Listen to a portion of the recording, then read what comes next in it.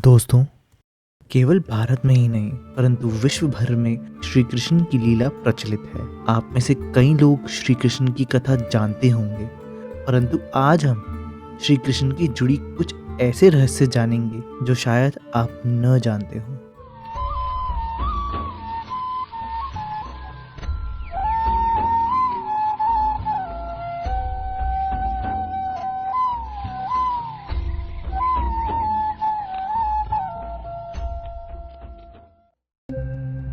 श्री कृष्ण का रंग। पुराण के अनुसार कुछ लोग कृष्ण जी की त्वचा का रंग काला और ज्यादातर लोग श्याम रंग से मानते हैं। श्याम रंग अर्थात कुछ कुछ काला और कुछ कुछ नीला, मतलब काले जैसा नीला। जैसा सूर्यास्त के बाद जब दिन अस्त होने वाला होता है तो आसमान का रंग काले जैसा नीला हो जाता है। जनश्रुति अनुसार उनका रंग ना तो काला और ना ही नीला था। यही नहीं, उनका रंग काला मिश्रित नीला भी नहीं था। असल में उनकी त्वचा का रंग मेद श्याम था, यानी एक बादल के समान, अर्थात काला, नीला और सफेद का मिश्रित रंग था। कृष्ण जी की गंध। माना जाता है कि श्री कृष्ण के शरीर से मादक गंध निकलती रहती थी। इस गंध को वे अपने गुप्त अभियानों में छुपाने का उपक्रम करते थे। चौंकाने वाली बात यह है कि यही खूबी द्रौपदी में भी थी। द्रौपदी के शरीर से भी सुगंध निकलती रहती थी। लोगों का मानना है कि इस खूबी के कारण ही श्री कृष्ण ने द्रौपदी को अपनी बहन माना था। माना जाता है कि श्री कृष्ण के शरीर से निकलने वाली गंध गोपी का चंदन और कुछ कुछ रात रानी की सुगंध से मिलती जुलती थी। कुछ लोग उसे अष्टगंध भी कहते हैं। श्री कृष्ण की मृत्यु।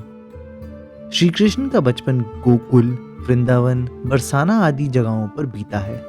कंस का वध करने के बाद उन्होंने अपने माता पिता को कंस के कारागार से मुक्त कराया और फिर जनता के अनुरोध से मथुरा का राजभार संभाला। उसके बाद श्री कृष्ण ने द्वारका में अपना निवास स्थान बनाया और यही नहीं, उन्होंने महाभारत युग में भी भाग लिया। महाभारत के युद्ध के बाद जब श्री कृष्ण गांधारी के पास गए तो गांधारी ने अपने 100 पुत्रों की मृत्यु से क्रोधित होकर श्री कृष्ण को उनके पुत्रों की मृत्यु का कारण बताते हुए श्राप दिया कि तुम्हारे कारण जिस प्रकार मेरे 100 पुत्रों का नाश हुआ है, उसी प्रकार तुम्हारे वंश का भी आपस में एक दूसरे को मारने के कारण नाश हो जाएगा।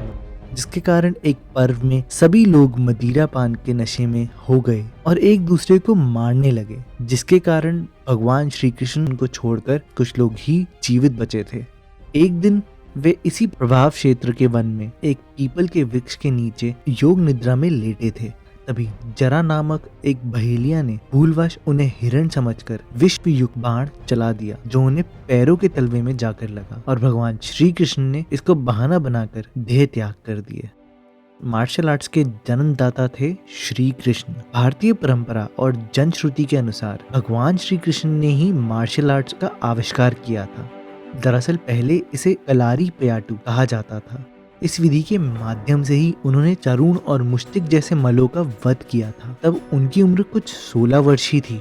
उन्होंने मथुरा के दुष्ट राजा के सिर को हथेली पर प्रहार से ही काट दिया था।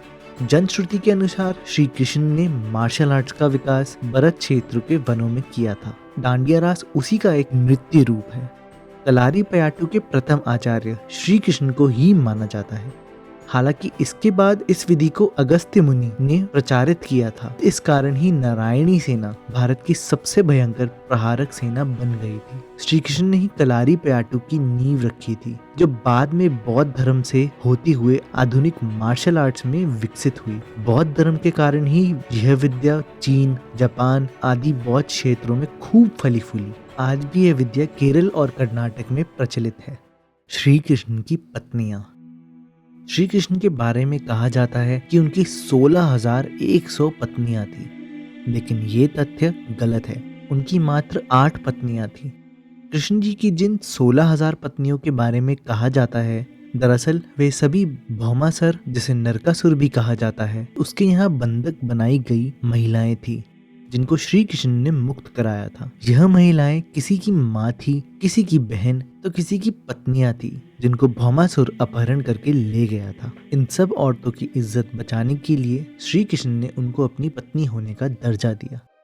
तो दोस्तों ये थी श्री कृष्ण के बारे में कुछ रहस्यमय बातें। अगर आपको ये वीडियो पसंद आई हो तो प्लीज हमारे चैनल को सब्सक्राइब करें, हमारी वीडियो को लाइक करना ना भूलें और इस वीडियो को शेयर जरूर करें।